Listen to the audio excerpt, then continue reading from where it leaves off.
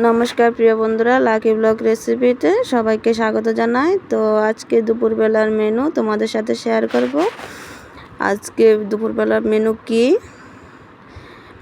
তো আজকের দুপুরবেলার মেনু হলো ইচড় চিংড়ি।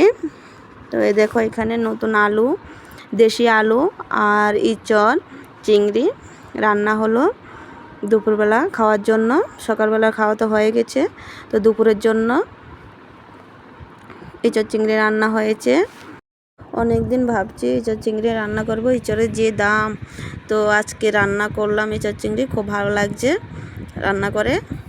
আর এখানে আছে বাটা মাছের ঝাল, পেঁয়াজ বেটে বাটা মাছের ঝাল করেছি। দেখো দেখতে খুব সুন্দর লাগছে, বাটা মাছের ঝাল পেঁয়াজ বেটে দারুণ লাগবে খেতে। একদম লাল লাল করে ঝাল ঝাল করে রান্না করলাম।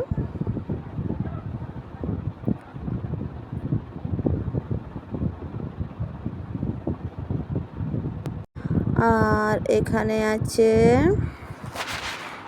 রান্না হলো হলই মাছ, বেগুন আলু দিয়ে রান্না করলাম। সাদা হলই মাছ অনেক খেয়েছি, কিন্তু কালোগুলো কখনো খাইনি। তো বাজার থেকে একদম জ্যান্ত কালোগুলো নিয়ে এসেছি। তো আজকে ফার্স্ট কালো হলই মাছ রান্না করলাম। দেখতে তো খুব সুন্দর লাগছে, এবার খেতে কেমন হবে জানি না।